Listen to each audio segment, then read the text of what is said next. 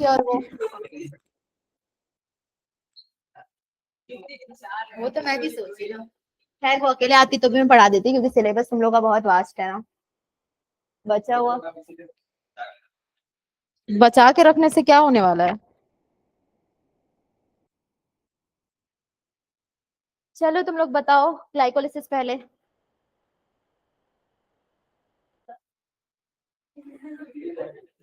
तुम Krebs cycle बताओगी।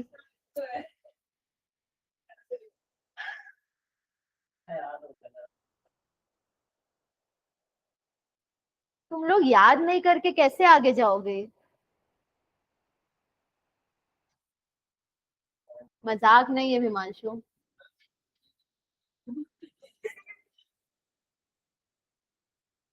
फिर क्या कर रहे हो।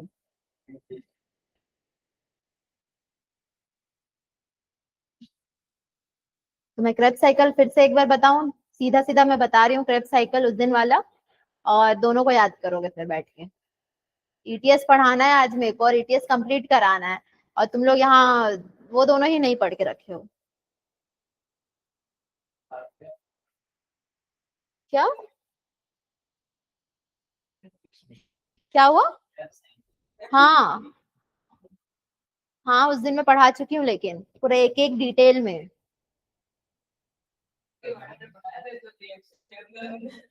इधर देख लो पहले तुम। बस हो गया तुम लोगों मस्ती नहीं और। ग्लाइकोलिसिस में और क्या था, phosphorylation of glucose to form fructose 1,6 bisphosphate, यानी कि ग्लूकोज से क्या बन रहा था, फ्रक्टोज 1,6 बिसफॉस्फेट बन रहा था। साइकिल में बना पहले ग्लूकोज, ग्लूकोज के बाद ग्लूकोज 6 फॉस्फेट, ग्लूकोज 6 फॉस्फेट के बाद फ्रुक्टोज 6, फिर फ्रुक्टोज 1,6 था। तो इतने टाइम पे जो फॉस्फोराइलेशन हो रहा था उसमें कितना एटीपी कंज्यूम हो रहा था। कंज्यूम मतलब, हाँ तो ये था। उसके बाद नेक्स्ट क्या था, 1,3 बिसफॉस्फोग्लिसरेट से 3 फॉस्फोग्लिसरेट, फिर फॉस्फोइनॉल पायरुवेट से पायरुवेट। इन दोनों में कितना प्रोड्यूस हुआ, 4, डबल इसका प्रोड्यूस हो रहा है। उसके बाद ऑक्सीडेशन, ग्लिसरॉल्डिहाइड 3 फॉस्फेट से 1,3 बिसफॉस्फोग्लिसरेट, इसमें टोटल एनएडीएच कितना प्रोड्यूस हुआ। तो टोटल में प्रोडक्ट्स इसमें क्या क्या थे, 2 एटीपी और 2 एनएडीएच का कंज्यूम हुआ यहाँ पर, सॉरी प्रोड्यूस का यहाँ पर दिया है। क्योंकि यहाँ से देखो कि जो एनएडीएच प्रोड्यूस हुआ था यहाँ पे, 2 एनएडीएच यहाँ पर प्रोड्यूस हुआ और 2 एटीपी जो है कंज्यूम हुआ, तो वो उसका टोटल रहेगा, वो याद रखना इसमें कितना रहेगा। तो ग्लूकोज से 2 एनएडी प्लस यहाँ पर कंज्यूम हुआ, क्या बना, 2 एनएडीएच बना। 2 एडीपी कंज्यूम हुआ, 2 क्या बन गया यहाँ पर, एटीपी बना। ठीक है, H3PO4 टूट के क्या बना, वाटर बना, और पायरुवेट का जो रहेगा वो पूरा बनेगा। तो ये किसका रहेगा, ग्लाइकोलिसिस साइकिल का था। उसके बाद कल मैं बताई थी पायरुविक एसिड जो है, अब ग्लूकोज से पायरुविक एसिड बन गया कौन से साइकिल में, ग्लाइकोलिसिस में। उसके बाद वो क्या उसका जो कन्वर्शन है 3 टाइप का, यहाँ पर क्या होता है, रेस्पिरेशन रहेगा। पायरुविक एसिड पहला लैक्टिक एसिड फर्मेंटेशन, दूसरा अल्कोहलिक, और तीसरा क्या रहेगा, एरोबिक रहेगा। तो इसमें यही चीज देखना, जैसे एनारोबिक या लैक्टिक एसिड जो होता है वो ईस्ट सेल में माइक्रो ऑर्गेनिजम्स में रहेगा, या ह्यूमंस में, तो वो किस में कन्वर्ट होता है, लैक्टेट और एनर्जी रिलीज कर रहा है, यानी कि लैक्टिक एसिड का फॉर्मेशन हो रहा है। एरोबिक किस में होता है, ह्यूमंस, एनिमल्स, माइक्रो ऑर्गेनिज्म सब में। और ये किस चीज का फॉर्मेशन कर रहा है, acetyl coenzyme A. Acetyl CoA जो होता है वो क्या होता है, एसिटिल कोएंजाइम ए होता है, और CO2 का। उसके बाद नेक्स्ट ये क्या है, टेक्स प्लेस इन सब, अल्कोहलिक जो है सिर्फ माइक्रो ऑर्गेनिज्म है। और किस चीज का फॉर्मेशन है, इथेनॉल और कार्बन डाइऑक्साइड। जो 10th में पढ़े हो तीनों, वही ये तीनों है, लेकिन थोड़ा सा, हाँ। तो एसिटिल कोएंजाइम ए जो है उसको हम कनेक्टिंग लिंक बोलते हैं ग्लाइकोलिसिस और क्रेब्स साइकिल का। वही कनेक्ट करता है ग्लाइकोलिसिस को किससे, क्रेब्स साइकिल से। क्योंकि क्रेब्स साइकिल किस में होता है, माइटोकॉन्ड्रिया में होता है, और ग्लाइकोलिसिस किस में होगा, साइटोप्लाज्म में रहेगा। तो साइटोप्लाज्म से वो कहाँ जा रहा है, माइटोकॉन्ड्रिया में जा रहा है, किसके लिए। तो सबसे अल्कोहलिक फर्मेंटेशन में क्या क्या था देख लो एक बार।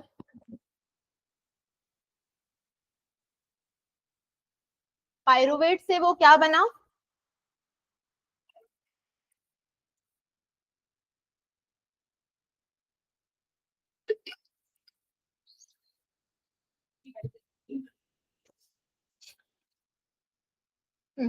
एसिटल्डिहाइड और क्या रहेगा, कार्बन डाइऑक्साइड, ट्राइफॉस्फेट के प्रेजेंस में और पायरुवेट डिकार्बोक्सिलेज के प्रेजेंस में।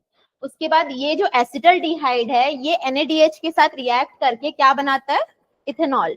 ये कौन सा है, एल्कोहलिक फर्मेंटेशन का रहेगा। जब पूछा जाएगा एल्कोहलिक को तो ये दोनों रिएक्शन को खुद से बना के उसको अच्छे से लिखना है। लैक्टिक एसिड में क्या रहेगा, पायरुवेट के साथ NaDH H+ लैक्टिक एसिड बना रहा है। और ये किसमें है देख लो, सबसे पहले ये ग्लूकोज, ग्लूकोज जब क्या कर रहा है, पायरुवेट में बदल रहा है, उसको हम क्या बोलते हैं, ग्लाइकोलिसिस बोलते हैं। लेकिन पायरुवेट से वापस ग्लूकोज में बदलता है, उसको हम क्या बोलते हैं, ग्लूकोनियोजेनेसिस बोलते हैं। ठीक है, ये याद रखना। जैसे ये इसको हम कोरी साइकिल बोलते हैं, कोराई साइकिल बोल रहे हैं नॉर्मल, तो ग्लूकोज से सबसे पहले क्या बन रहा है, ये पायरुवेट, पायरुवेट के बाद ये क्या बनता है, लैक्टेट। ये किसमें हो रहा है, स्केलेटल मसल में। उसके बाद ये कहाँ जा रहा है, ब्लड के थ्रू वो लिवर तक पहुंच रहा है। लिवर में फिर ब्रेक डाउन होता है पायरुवेट का, किसमें, ग्लूकोज में। तो इसको हम बोलते हैं ग्लूकोनियोजेनेसिस। फर्मेंटेशन अगर पूछा जाएगा तो ये दोनों लिखोगे फर्मेंटेशन का। पायरुविक एसिड क्या बना रहा है, लैक्टिक एसिड फर्मेंटेशन, और दूसरा एल्कोहलिक फर्मेंटेशन, मसल्स का और किसका, ईस्ट का। दोनों में डिफरेंस देख लेना, ग्लाइकोलिसिस और फर्मेंटेशन का। ग्लाइकोलिसिस का सबसे पहला क्या रहेगा, फर्स्ट स्टेप ऑफ रेस्पिरेशन रहेगा, और इसमें क्या होगा, बिना ऑक्सीजन रिक्वायरमेंट के ये होगा। ठीक है, और ये दोनों में एनारोबिक एरोबिक दोनों में है ग्लाइकोलिसिस। फर्मेंटेशन जो रहेगा वो किसमें रहेगा, एनारोबिक, और इसमें भी क्या नहीं लगेगा, ऑक्सीजन नहीं लग रहा है। इसमें क्या कर रहा है, ये पायरुविक एसिड प्रोड्यूस कर रहा है, ये अलग अलग प्रोडक्ट्स प्रोड्यूस कर रहा है। उसके बाद इसमें क्या प्रोड्यूस हो रहा है, 2 मॉलिक्यूल्स ऑफ NaDH पर ग्लूकोज मॉलिक्यूल। एक ग्लूकोज का मॉलिक्यूल है तो कितना NaDH है, 2। हर जगह काउंट करना है ना, मैं बता रही हूँ, क्योंकि ये पूछा जाएगा जब क्वेश्चन में, तब काउंट भूल जाओगे तुम लोग। तो ये रहेगा, तो याद रखना इसमें क्या रहेगा, 2 NaDH पर ग्लूकोज मॉलिक्यूल। इसमें ये यूटिलाइज कर लेता है जो भी ग्लाइकोलिसिस के टाइम पे रहता है वो। अब इसमें 2 ATP का फॉर्मेशन होता है पर ग्लूकोज का मॉलिक्यूल। जो पढ़ चुके थे, 2 ATP था, 2 NADPH था, और ये ATP प्रोड्यूस नहीं करता है। एरोबिक में वही चीजें देखना, सबसे पहला क्या क्या चीजें हो रही है हम लोग का। तो हम लोग माइटोकॉन्ड्रियल मैट्रिक्स है और इनर मेम्ब्रेन है किसका, माइटोकॉन्ड्रिया का। तो यहाँ पर ऑक्सीडेशन हो रहा है और क्या हो रहा है, क्रेब्स साइकिल। सबसे पहले क्या होता है, ग्लाइकोलिसिस बाहर में। उसके बाद माइटोकॉन्ड्रियल का जो मैट्रिक्स रहता है उसमें आके क्या होता है, पायरुवेट ऑक्सीडेशन। पायरुवेट ऑक्सीडेशन से ही क्या बना था,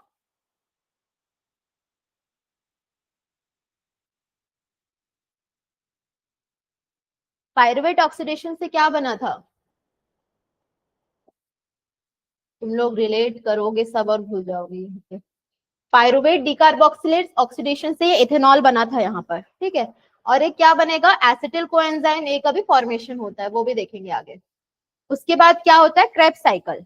क्रेब्स साइकिल के बाद क्या होगा, ETS यानी कि इलेक्ट्रॉन ट्रांसपोर्ट। ये किसके अंदर होता है, पूरा माइटोकॉन्ड्रिया के अंदर ही है, एनर्जी का कैरियर रहेगा। उसके बाद लास्ट में होता है ऑक्सीडेटिव फॉस्फोराइलेशन। तो ये पूरा क्या है, स्टेप्स है, कहाँ पे क्या हो रहा है याद रखना है बस।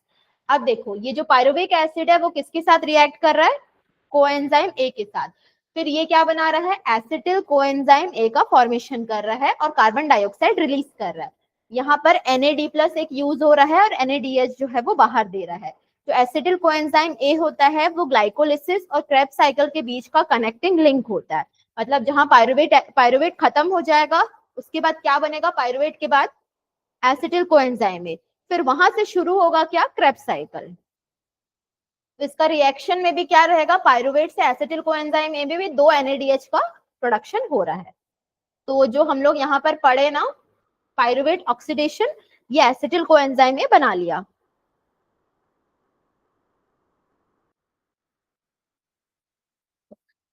ये पूरा एक एक करके रिएक्शन है, साइकिल में तुम लोग को बता देती हूँ। तो ये क्या था, पायरुविक एसिड। अब उसके बाद क्या बन गया था, एसिटिल कोएंजाइम ए।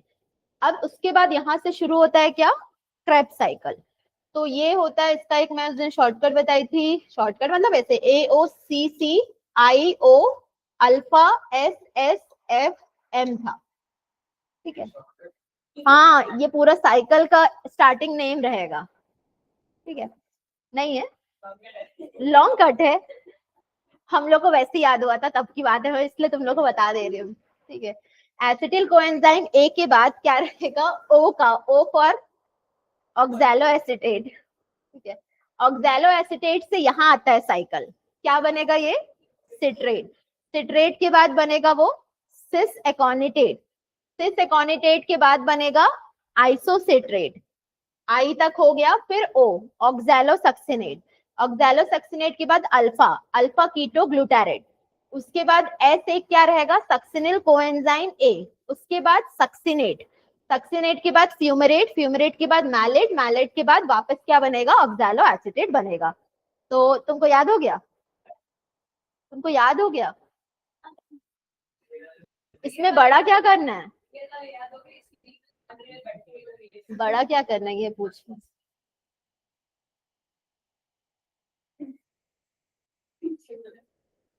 क्या हुआ, तुम लोग लिखो क्रेब्स साइकिल, एओसीसी, आईओ, अल्फा, एसएसएफएम लिखो। हाँ सर्कल तो बनाना है, पर उसको याद करो। उस दिन तो सोचो कि मैं पूरा एक एक रिएक्शन बताई हूँ, पूरा यहाँ से यहाँ तक जो बन रहा था वो कौन बना रहा था, क्या हो रहा था, पूरा बताई हूँ। अरे मतलब सिट्रेट सिंथेस बना रहा था ना उसको।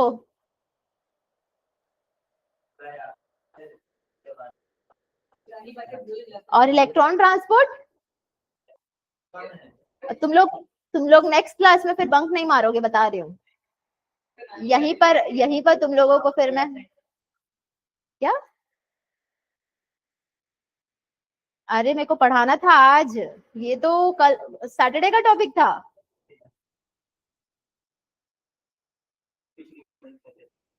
क्विक रिवीजन में तो यही चल रहा है ना, क्रेब्स साइकिल, नहीं तो मैंने तुमको पूरा,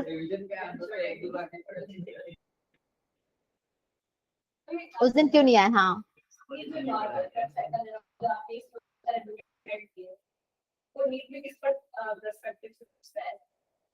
साइकिल तो साइकिल ही होता है, नीट में किस, देखो उसमें डायरेक्टली दिया होगा ना, जैसे तुम्हारा सिस एकोनिटेट वाला एरिया नहीं दिया है, ठीक है, तो ये बीच का कहाँ से वाटर गया, कहाँ से अंदर आया, ये सब तो पूछेगा, वो डायरेक्ट दिया हुआ है ना। 150 नहीं है, अभी तो 11th में हो, अब तुमको लिखने के लिए इनविटेशन देना पड़ेगा लक्ष्य, पहले तो उसको लिखो और सबका नाम लिखो क्या क्या है, साइकिल बनाओगे तो अच्छा है। हाँ इसीलिए मैं बोल रही हूँ कि सिर्फ एओ सीसीआईओ का नाम लिख लो पूरा, एसएसएफएम, तुमको याद हो गया वसुधा पूरा, क्यों, लक्ष्य,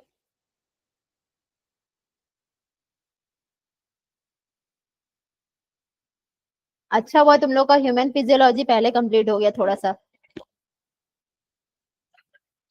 क्या नहीं दिख रहा, इससे अच्छा तो तुमको पूरा वही दिखा देती हूँ। हाँ अब दिख रहा है सब,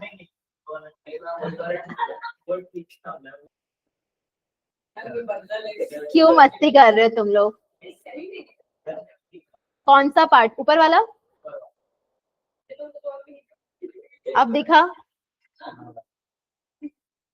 पहले इतना कंप्लीट करो। ए का, ए का क्या है, तुम बना रहे हो पूरा,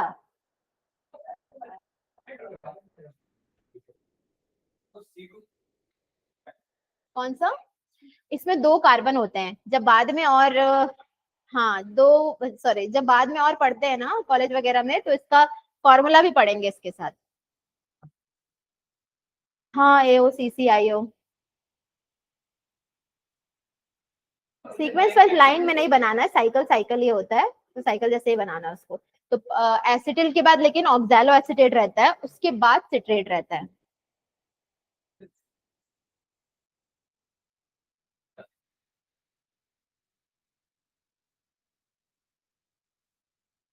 वसुधा बताओ तुम, साइकिल बिना देखे बनाओ और लिखो तो,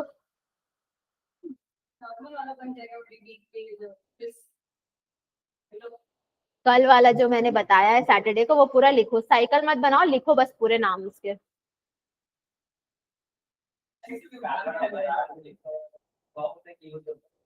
उसके फॉर्मूले में 6 कार्बन है। हाँ फिलहाल वही कर लो, काफी है। कहीं कहीं क्वेश्चंस रहेगा तो मैं बता दूंगी उसका, लेकिन ज्यादातर तुम लोग नाम याद करो फिलहाल, तो उतना दिमाग में चला जाए।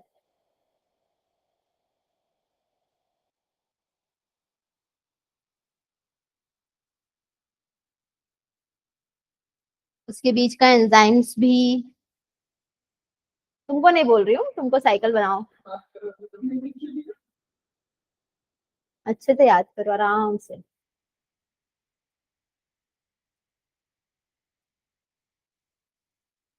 ईटीएस पूरा मैं एनसीईआरटी से बताऊंगी लगभग, तो इसके अलावा नहीं जाना चाहती मैं उसके आगे। क्या स्टेप्स नहीं है? वो तुम स्टेप्स सोच रहे होगे तो वो स्टेप्स नहीं है।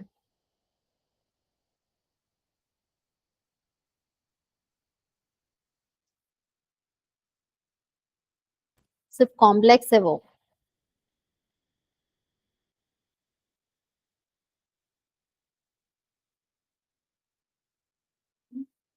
तुम लोग क्या बात कर रहे हो?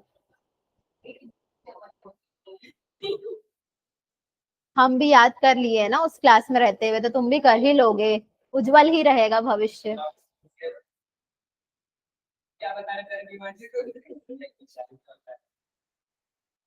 जरूरी नहीं है, सब अपने टाइम में सब अच्छे से रहता है, लेकिन पढ़ाई अपनी जगह होती है, बाकी सब अपनी जगह होता है।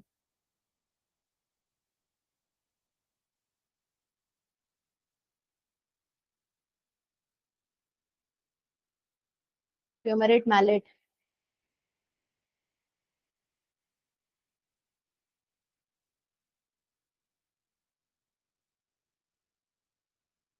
अब उसको याद करो, फिर साइकिल में अपने हिसाब से करना। मैं दोनों का भेज दूंगी, क्रैब और ईटीएस का।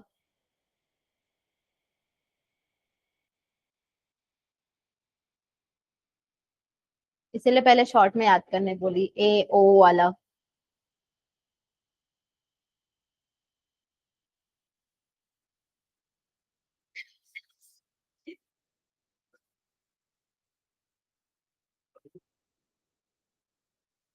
हो गया।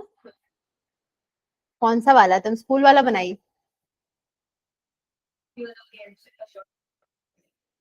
रिएक्शन, हाँ रिएक्शन। तो वो तो यही था ना पूरा।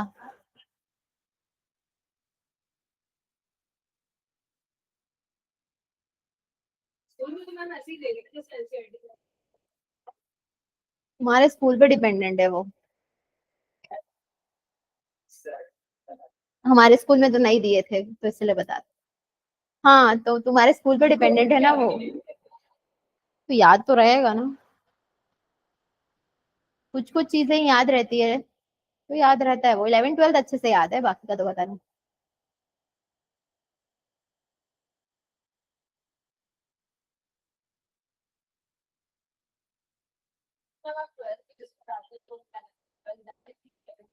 ट्वेल्थ इजी है।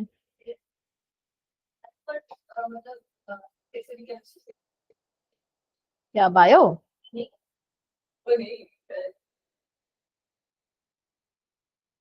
11th का और 12th के फिजिक्स में अंतर ये है कि 12th के फिजिक्स में बहुत एजम्पशंस हैं, और 11th के फिजिक्स जो है वो प्रैक्टिकल बेस्ड है।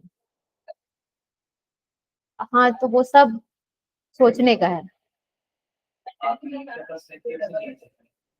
कब? मैं 11 12 में जब थी? नहीं, 12th के लिए ही दी थी, मैंने ड्रॉप ली थी ना इसीलिए।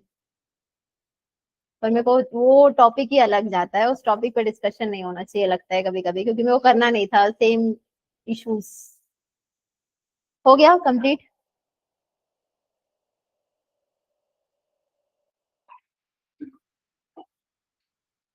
इसमें क्या क्या चीजें हुई हैं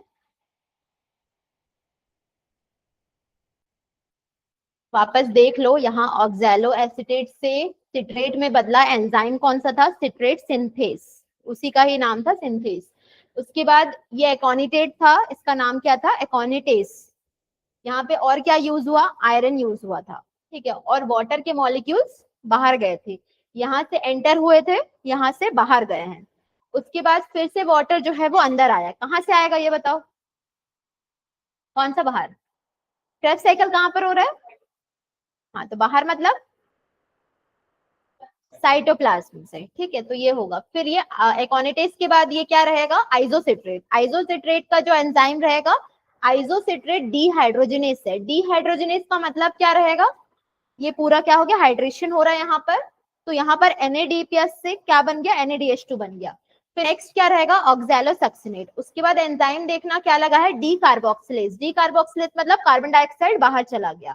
अब नेक्स्ट क्या हो गया, अल्फा कीटो ग्लूटारेट है। अल्फा कीटो ग्लूटारेट में भी क्या लग गया, डी कार्बोक्सिलेज कॉम्प्लेक्स। इसमें भी क्या हो गया, एक कार्बन डाइऑक्साइड बाहर चला गया और क्या हुआ, NAD प्लस जो है वो NADH में कन्वर्ट हो गया। उसके बाद नेक्स्ट क्या रहेगा, कोएंजाइम ए जो था वो इसके साथ ऐड हो गया, जो साइटोप्लाज्म में प्रेजेंट था बाकी, वो सक्सिनल कोएंजाइम ए बना लिया और यहाँ पर वापस रिलीज कर दिया।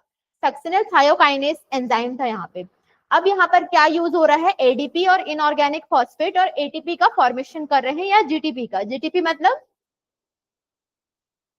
Guanosine triphosphate, adenine guanine cytosine thymine, 4 base pairs होते हैं ना, तो जीटीपी ग्वानोसिन ट्राइफॉस्फेट रहेगा। उसके बाद इसमें सक्सिनेट डीहाइड्रोजनेस, यहाँ पे भी याद रखना FAD है और FADH2 है। FAD का फुल फॉर्म क्या बताई थी, flavin adenine dinucleotide, flavin adenine dinucleotide, ठीक है, वो रहेगा। तो FADH2 बन गया, ये डीहाइड्रोजनेस इसका भी बन गया। उसके बाद फ्यूमेरेट से फिर वाटर एंटर हुआ, फ्यूमेरेट से ये मैलेट बन गया, यहाँ पर भी NAD प्लस यूज हुआ, NADH बन गया यहाँ पे। तो ये पूरा कहाँ पर कितने NAD प्लस है, NADH है, वो पूछता है क्वेश्चन में। कहाँ पर ATP बना, कहाँ पर नहीं बना, कौन से स्टेप में ATP बना, ये भी पूछ सकता है क्वेश्चन में, कहीं पर कुछ भी पूछ सकता है, ये है। इसमें याद रखना इसका इंपॉर्टेंस क्या क्या है, सिग्निफिकेंस इसका क्या है। सबसे पहला ये क्या रहेगा, रेड्यूस्ड एंजाइम्स का मेजर जो पाथवे रहेगा यही रहेगा सिंथेसिस करने का। दूसरा क्या रहेगा, ऑक्सैलो एसिटिक एसिड जो है वो रॉ मटेरियल की तरह एक्ट करता है, उसके बाद ही वो सिट्रेट बना रहा है, वो रहेगा। तीसरा क्या रहेगा, कॉमन पाथवे है किसके लिए, ब्रेक डाउन के लिए, ठीक है। एक के बाद एक कैसे ब्रेक डाउन हो रहा है, कार्बन डाइऑक्साइड, फैटी एसिड और अमीनो एसिड का। उसके बाद ये नंबर ऑफ क्या प्रोवाइड कर रहा है, इंटरमीडिएट्स, मतलब जैसे CO2 एक बार बाहर निकाल रहा है, तो CO2 कहाँ पर यूज होगा, जाके वाटर निकाल रहा है तो वाटर फिर से कहाँ पर यूज होगा, तो ये इंटरमीडिएट बन रहा है बीच का। फिर उसके बाद नेक्स्ट है सक्सिनिल कोएंजाइम में क्या प्रोवाइड करता है, रॉ मटेरियल किसके लिए, क्लोरोफिल के लिए और साइटोक्रोम के लिए। जो साइटोक्रोम होगा वो तुम्हारा इलेक्ट्रॉन ट्रांसपोर्ट चेन में यूज होगा, तो साइटोक्रोम का अलग से पढ़ेंगे अभी। उसके बाद नेक्स्ट अल्फा कीटो ग्लूटारेट जो है वो भी रॉ मटेरियल रहता है किसके लिए, अमीनो एसिड का सिंथेसिस के लिए। तो अमीनो एसिड बनेगा, फिर प्रोटीन बनेगा, बहुत सारी चीजें, तो पूरा रिलेट करना है, ये चैप्टर पूरा सोचना है कि कहाँ पर क्या हो रहा है करके। तो ग्लाइकोलिसिस का बार बार बता रही हूँ, साइटोप्लाज्म से फिर क्रेब्स साइकिल माइटोकॉन्ड्रिया में हो रहा है, तो माइटोकॉन्ड्रिया में ये एनर्जी दे रहा है, ठीक है, एनर्जी वहां पर दे रहा है। अब उसके बाद तुम लोग का क्या रहता है, हाँ, ये कहाँ पर हो रहा था, माइटोकॉन्ड्रिया के मैट्रिक्स में। अब उसके अंदर वाले मेम्ब्रेन में क्या होगा, ETS यानी कि इलेक्ट्रॉन ट्रांसपोर्ट सिस्टम रहेगा।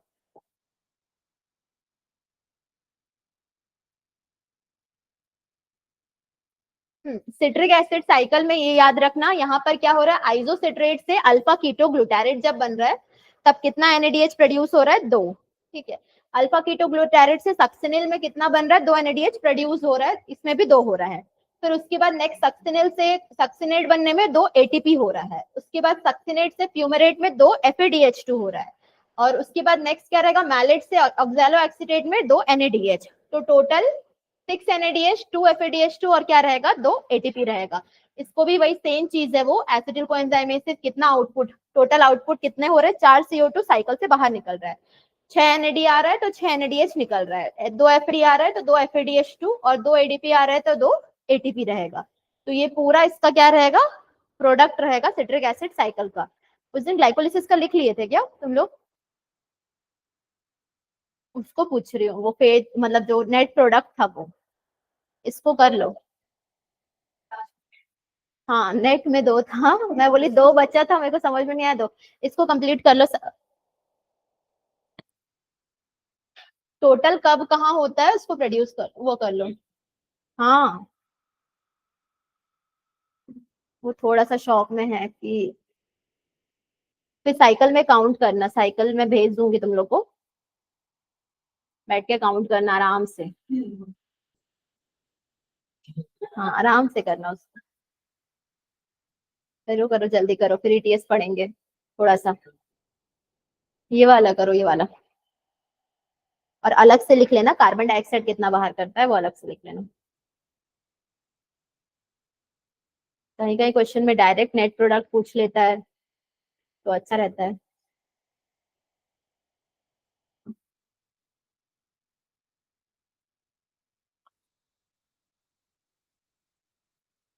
तुम रीडिंग एंड एक्सचेंज को पूरा पढ़ लिए हो?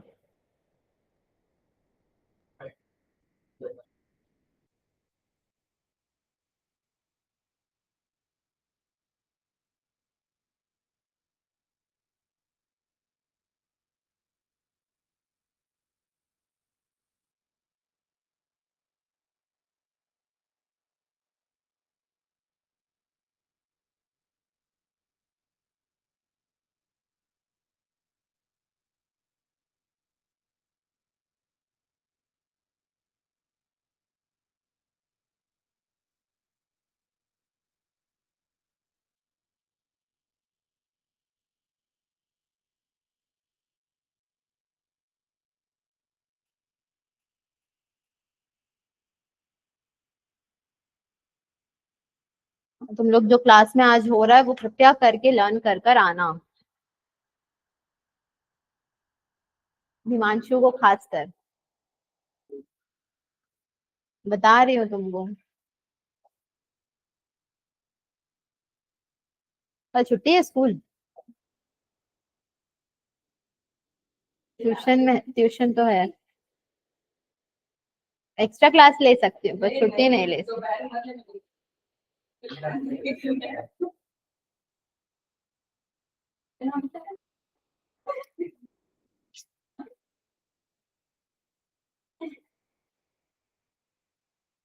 दोपहर को नींद आती है। नहीं शाम को ही होगा, उसका टेंशन मत लो। संडे को बस होने से दिन में होगा। तुम लोग नहीं आओगे बोल के मैं नहीं ली थी क्लास।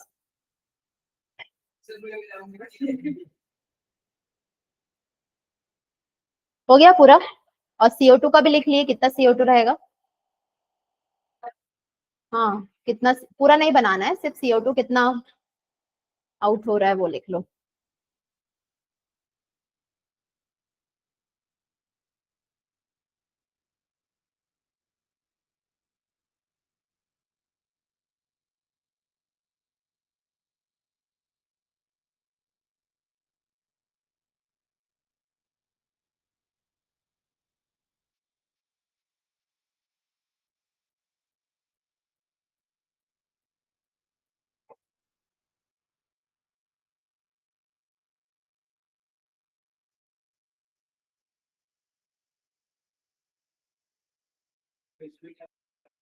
सिर्फ ये लिख लेना CO2 कितने बाहर होते हैं,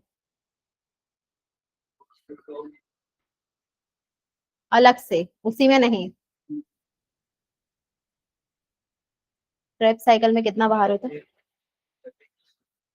FADH का डिहाइड्रोजनेस है वो,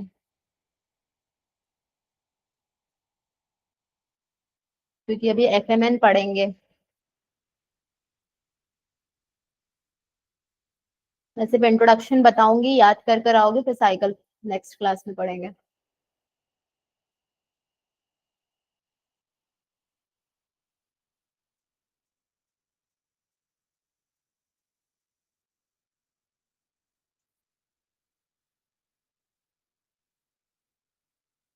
हो गया ना?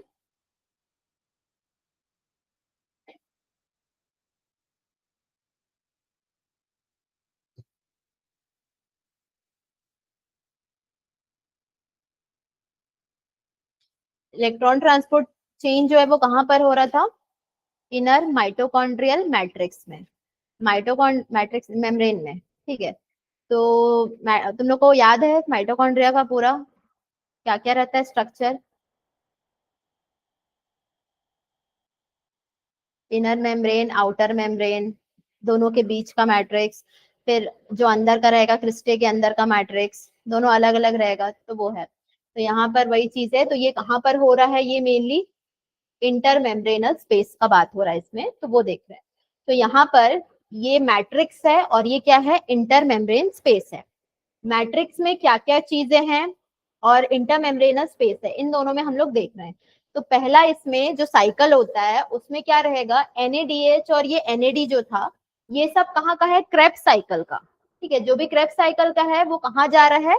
ट्रांसपोर्ट हो रहा है। ट्रांसपोर्ट मतलब किसी के थ्रू जा रहा है बस, वो तो जा मतलब जितने भी इलेक्ट्रॉन्स वहां पर बन रहे हैं क्रेब्स साइकिल या दूसरे जितने भी साइकिल्स रहेंगे, तो इसमें से वो ट्रांसपोर्ट होगा।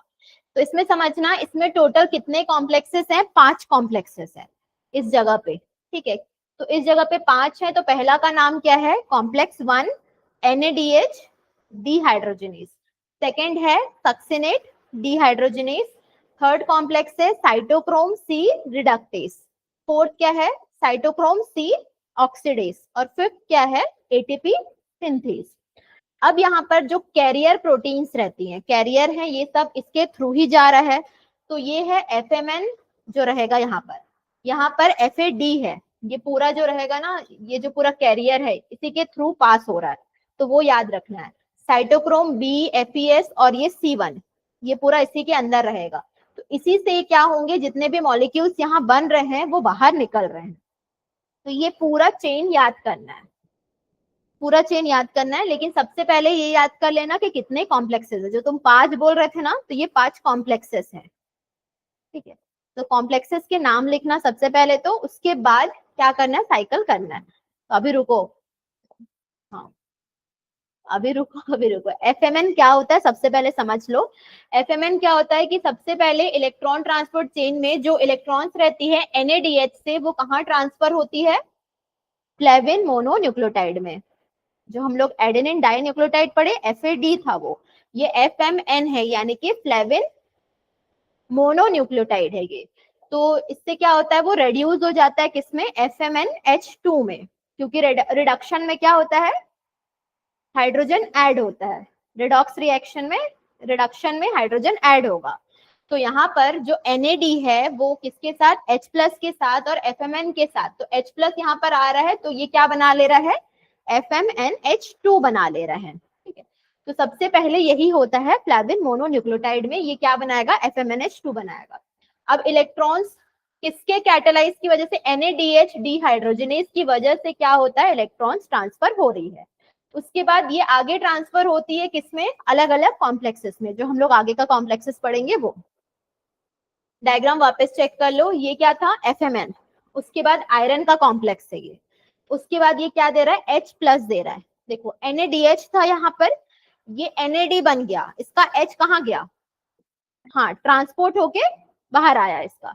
तो एक एक जगह का इलेक्ट्रॉन का देखना है हमको, कहाँ से कहाँ ट्रांसपोर्ट हो रहा है। तो ये सबसे पहला किसका था? FMN का। और यहाँ पर कौन सा कॉम्प्लेक्स है? NADH dehydrogenase. यही हेल्प कर रहा है उसको जाने के लिए।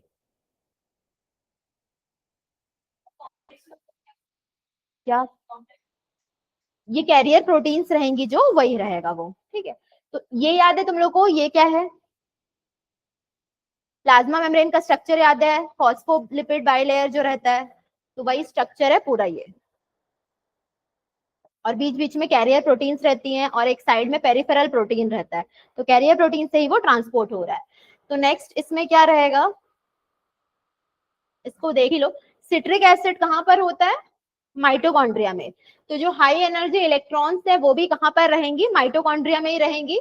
तो इलेक्ट्रॉन ट्रांसपोर्ट चेन यूकैरियोट्स में पूरा माइटोकॉन्ड्रिया में ही हो रहा है। किसका? यूकैरियोट्स का। अब जो माइटोकॉन्ड्रिया होती है वो डबल मेम्ब्रेन ऑर्गेनल है, वो इसके अंदर क्रिस्टे प्रेजेंट होते हैं, 2 कंपार्टमेंट्स हैं, तो मैट्रिक्स और इंटर मेम्ब्रेन है। तो आउटर जो मेम्ब्रेन होता है वो हाईली परमेबल होता है, किससे? आयन से, जो बाहर वाला है। इसमें एंजाइम्स होती है जो कि सिट्रिक एसिड साइकिल के लिए हेल्पफुल रहेगी। और इनर वाला जो रहता है वो इम्परमेबल रहता है बहुत सारे आयन से, यानी कि वो पास आउट नहीं होने देता है।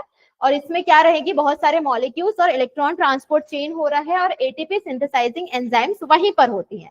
कहाँ पर? इनर मेम्ब्रेन में। अब यहाँ पर जो भी नंबर ऑफ इलेक्ट्रॉन ट्रांसपोर्ट रहेगा चेन माइटोकॉन्ड्रिया में, ये डिपेंड करेगा सेल जो भी है उसका फंक्शन या लोकेशन के ऊपर ही डिपेंड करेगा। तो इसके अंदर बहुत सारे एंजाइम्स होती हैं, किसके अंदर? इनर मेम्ब्रेन स्पेस के अंदर, मतलब इनर मेम्ब्रेन के अंदर। अब एक और चीज देखना, उस साइकिल में रहता है यू क्यू रहता है, उसको हम यूबिक्विनॉन बोलते हैं, वो रहता है यूबिक्विनॉन रहता है, ठीक है। तो साइकिल में देखो यू क्यू दिख रहा है कहीं पे, सेकेंड कॉम्प्लेक्स और थर्ड कॉम्प्लेक्स के पास यू क्यू दिख रहा है ना, UQH2 और यू क्यू दिख रहा होगा, ठीक है। तो यू क्यू का मतलब क्या होता है? यूबिक्विनॉन होता है। अब फ्लेवोप्रोटीन्स और साइटोक्रोम्स के बीच में, वहां पर साइटोक्रोम्स भी थे उसमें साइकिल में, दूसरे भी इलेक्ट्रॉन कैरियर्स होती हैं, इन कैरियर को क्या बोलते हैं हम? यूबिक्विनॉन बोलते हैं। तो यूबिक्विनॉन ओनली इलेक्ट्रॉन कैरियर है रेस्पिरेटरी चेन में जो किसी से अटैच नहीं रहता, कोई भी प्रोटीन से वो अटैच नहीं रहेगा, वो अलग से रहेगा। तो ये मॉलिक्यूल को किसके किसके बीच में? फ्लेवोप्रोटीन और साइटोक्रोम्स के बीच में जाने के लिए हेल्प करेगा। फ्लेवोप्रोटीन और जो साइटोक्रोम होता है वो कहाँ पर होगा? कॉम्प्लेक्स में। साइटोक्रोम ऑक्सीडेज कॉम्प्लेक्स रहता है तो वहीं पर होगा वो। अब जैसे इलेक्ट्रॉन ट्रांसफर जो है FMNH2 से, FMNH2 मतलब पहला वाला जो बन गया, वो क्या हो रहा है? किसके थ्रू जा रहा है वो? आयरन सल्फाइड कॉम्प्लेक्सेस के थ्रू, उसके सेंटर्स के थ्रू वो कहाँ जाएगा? यूबिक्विनॉन में। वो क्या बन जाएगा? हाइड्रोजनेज बन जाएगा वो, यानी कि H2 उसमें ऐड हो जा रहा है, और ऑक्सीडाइज फॉर्म जो है FMN का वो रिलीज हो जाएगा। मतलब FMNH2 यूबिक्विनॉन के साथ जब भी ऐड होगा तो FMN वापस बन जाएगा और UQH2 का फॉर्मेशन होगा। देखो यहाँ पर ये FeS से ये बन गया था, ये क्या है? आयरन सल्फाइड का कॉम्प्लेक्स है, ये FMN है। यहाँ सक्सिनिक से फ्यूमेरिक कौन से साइकिल का है? ये क्रेब्स साइकिल का है। सक्सिनिक एसिड से फ्यूमेरेज जो बन रहा था वो इसी का है। फिर यहाँ पर ये जो FeS है, ठीक है, ये कहाँ जाता है? यूबिक्विनॉन क्यूनॉन के साथ यहाँ पर, ठीक है, यहाँ पर जा रहा है। और यहाँ पर क्या हो रहा है? यहाँ से भी आ रहा है। दो चीजें यहाँ पर हो रही है, जो फर्स्ट वाला कॉम्प्लेक्स है उसके बाद सीधा कहाँ चला जाता है? सेकंड को क्रॉस करके थर्ड में चला जा रहा है। ये याद रखना है साइकिल के टाइम पे। तो सिर्फ यूबिक्विनॉन का भी रखो कि यूबिक्विनॉन क्या होता है करके। उसके बाद नेक्स्ट आते हैं किसमें? साइटोक्रोम पे। तो साइटोक्रोम पे क्या रहता है? जितने भी नेक्स्ट इलेक्ट्रॉन कैरियर्स हैं, पहला कौन सा था? FMN कैरियर्स, दूसरा कौन सा था? UQ, और तीसरा कौन सा है? साइटोक्रोम। ये रेड या ब्राउन कलर के क्या होते हैं? प्रोटीन्स होती है, जिसमें क्या रहेगा? हीम ग्रुप रहेगा। हीम मतलब आयरन वाला पार्ट रहेगा ना, मतलब हीमोग्लोबिन का जो रहता है, ग्लोबिन प्रोटीन होता है, हीम आयरन पार्ट रहता है उसका। तो वो कैरियर को कैरी कर रहा है कहाँ से? यूबिक्विनॉन से मॉलिक्यूलर ऑक्सीजन तक का। उसके बाद हर एक साइटोक्रोम, जैसे कि कौन सा? आयरन सल्फाइड का जो सेंटर है वो कहाँ जा रहा है? इलेक्ट्रॉन कैरियर्स जितने भी FMN यूबिक्विनॉन है, ये 2 इलेक्ट्रॉन्स को ट्रांसफर कर रही है। इसमें याद रखना कि 5 टाइप के क्या होते हैं? साइटोक्रोम्स होते हैं। कौन से? A B C और उसका नाम आगे D दे सकते हैं, जो भी रहेगा उसका नाम है। तो 5 टाइप के टोटल साइटोक्रोम्स होते हैं। इसमें हम लोग और पढ़ेंगे B1 BC1 साइटोक्रोम, अलग अलग साइटोक्रोम रहेगा। तो इसको किस हिसाब से नाम दिया गया है कि वो लाइट को कैसे एब्जॉर्ब करती है, उसका जो इलेक्ट्रोमैग्नेटिक स्पेक्ट्रम रहेगा उस हिसाब से हम देखेंगे, अलग अलग वेवलेंथ के हिसाब से वो लाइट कितना एब्जॉर्ब करती है वो। जैसे कि साइटोक्रोम A जो है वो लॉन्गेस्ट वेवलेंथ को एब्जॉर्ब करती है, और B जो है वो नेक्स्ट लॉन्गेस्ट को, और सो ऑन आगे इसका, उस हिसाब से उसका नाम दिया गया है। यहाँ साइकिल में देखना, साइकिल में क्या क्या चीजें हैं। सबसे पहले फिर से ये कौन सा है? इंटर मेम्ब्रेन स्पेस है, फिर इनर माइटोकॉन्ड्रियल मेम्ब्रेन है, और एक क्या रहेगा? मैट्रिक्स रहेगा। तो अब कहाँ से शुरू हो रहा है? ये मैट्रिक्स। वहीं पर क्या हो रहा था? क्रेब्स साइकिल वाला। यहाँ पर कॉम्प्लेक्स 1 जो दिया हुआ है, ठीक है, NADH और H+ से NAD+ बन रहा है। FMN के थ्रू 2 इलेक्ट्रॉन, यहाँ पर तुम लोग के उसमें बुक में भी 2 इलेक्ट्रॉन दिया होगा, 2 इलेक्ट्रॉन जो है वो कैरी करके क्या कहाँ आ जा रहा है? यूबिक्विनॉन के पास। अब यूबिक्विनॉन FMN के साथ मिलके यूबिक्विनॉन हाइड्रोजनेज बना ले रहा है।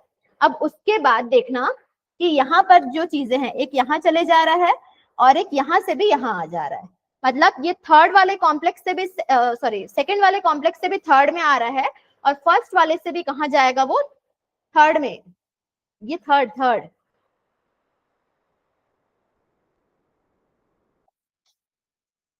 पहले कॉम्प्लेक्स 1 है, फिर कौन सा है, थर्ड, उसके बाद कॉम्प्लेक्स सेकंड है। तो फर्स्ट वाला भी कहां पर जा रहा है, थर्ड में जा रहा है, और सेकंड वाले से भी कहां आ रहा है, थर्ड में आ रहा है। तो वो याद रखना कि पहले कौन सा रहेगा करके। क्यों रहता है ऐसा, क्योंकि यूबिक्विनोन दोनों तरफ से आ रहा है, तो दोनों तरफ से इसको क्या करना है, बाहर देना है अपने प्रोटॉन्स को।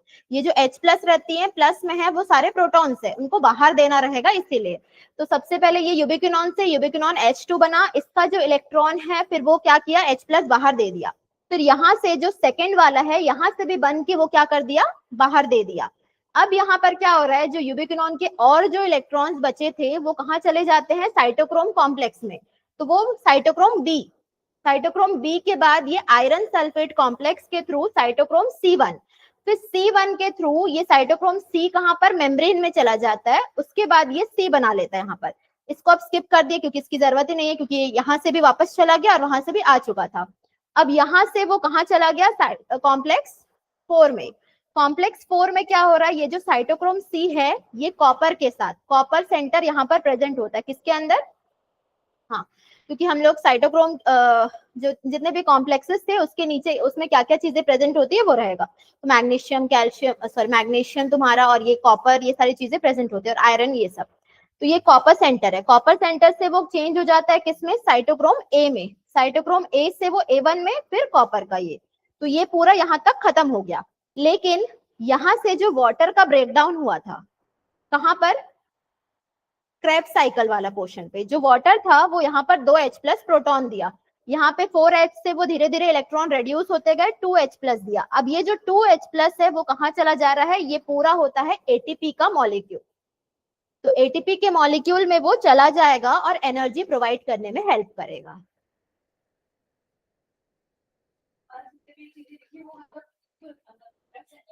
हाँ, ये तो मैट्रिक्स वाले पार्ट उसी में हो रहे हैं ना पूरे, और ये वाला इनर माइटोकॉन्ड्रियल जो है वो किसमें हो रहा है, इलेक्ट्रॉन ट्रांसपोर्ट, ये पूरा इसी में हो रहा है। और इनर मेम्ब्रेन वाले में जितने प्रोटॉन ग्रेडियंट्स है वो सारी चीजें प्रेजेंट होती है उसमें। तो ये तीनों अलग अलग रहेंगे, इसको मैं फिर डिटेल में बताऊंगी एक और बार, क्योंकि इसका पूरा कंप्लीट अच्छे से नहीं हुआ है। तो तुम लोग पहले कॉम्प्लेक्सेस लिख लो कि कॉम्प्लेक्सेस कौन से हैं, ठीक है। तो लाइन से लिखना, रे डायग्राम के हिसाब से, कॉम्प्लेक्स 1,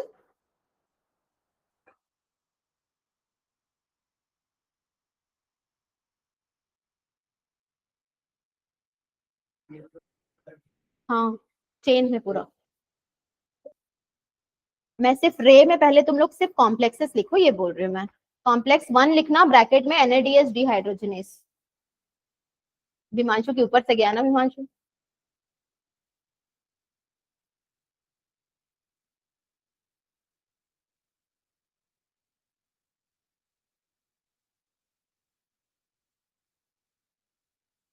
हो गया पहला। फिर आगे लिखना, सॉरी कॉम्प्लेक्स 3। कॉम्प्लेक्स 3 कौन सा है, साइटोक्रोम BC1।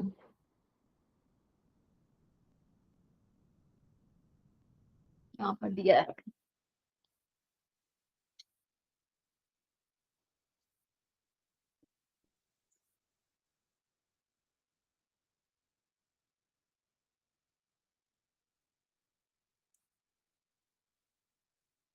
फिर कौन सा है, हाँ कॉम्प्लेक्स 2 सक्सिनेट डिहाइड्रोजनेस।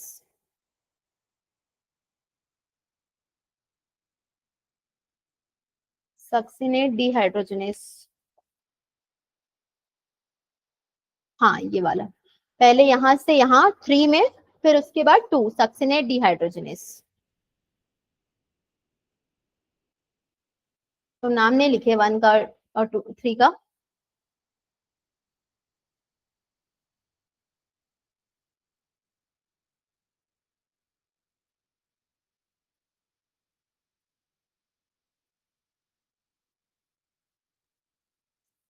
ये हो गया सेकंड वाला। उसके बाद नेक्स्ट 4 का लिख लेना, cytochrome C oxidase. Cytochrome C oxidase.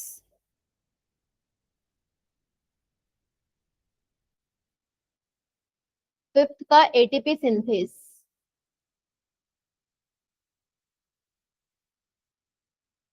Fifth fifth, 6 कहां से हो गया, 5 बोल रही हूँ कब से। फिफ्थ का एटीपी सिंथेस।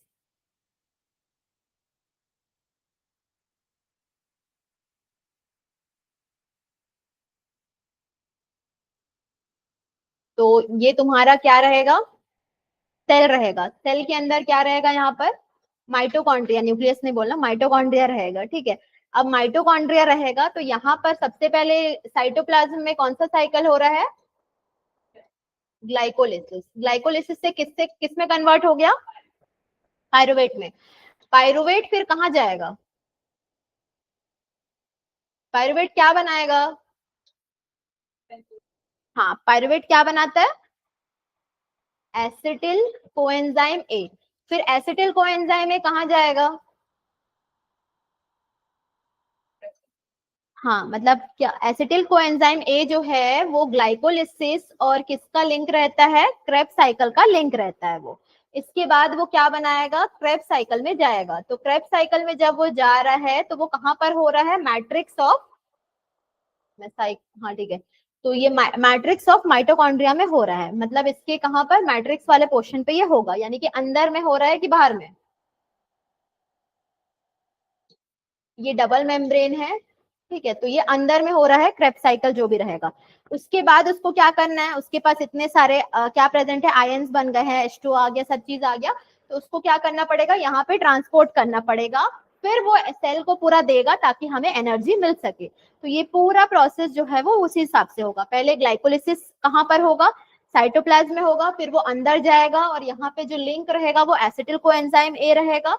उसके बाद ये कहाँ बनेगा, इनर मेम्ब्रेन में, ईटीएस होगा। उसके बाद वो बाहर जाके क्या देगा, एनर्जी देगा, क्योंकि जो इनर मेम्ब्रेन में जो लास्ट कॉम्प्लेक्स है वो क्या है, एटीपी सिंथेस है। तो एटीपी सिंथेस ही हेल्प करेगा हमको एनर्जी प्रोवाइड कराने के लिए। अब हिमांशु कहाँ गया, ऊपर से नींद में थे तुम कब सोकर उठ के आओगे, कब सोकर उठ के आओगे बोल रही हूँ मैं।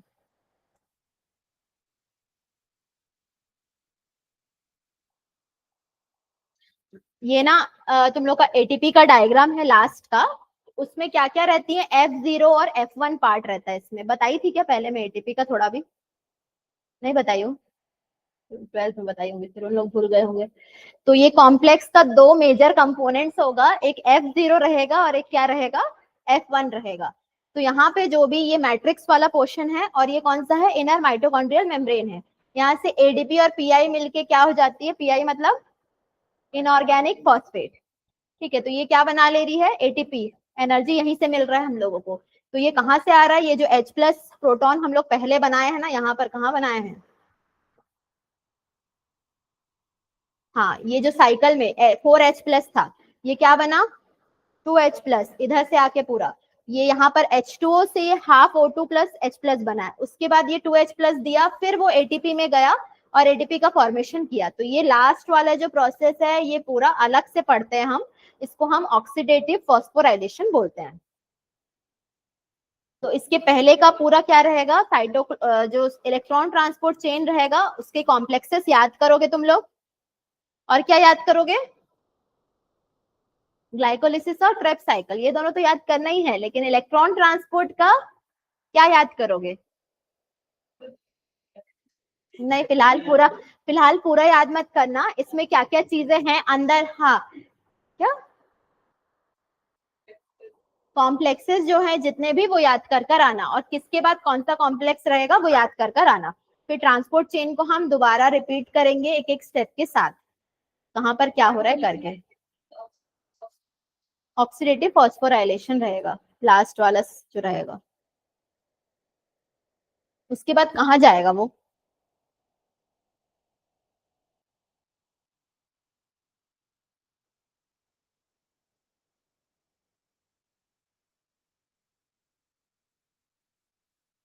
हो गया हो गया, हाँ हाँ हो गया। ना टेंशन ले रहे तुम लोग, याद करने का बोल के याद करो फिर तुम, थोड़ा सा याद कर लो, बता दो तुम लोग, सच में याद करके बता दो, कॉम्प्लेक्स याद करके बता दो। क्यों घर जाओगे, कॉम्प्लेक्स याद करने में दिक्कत हो रहा है,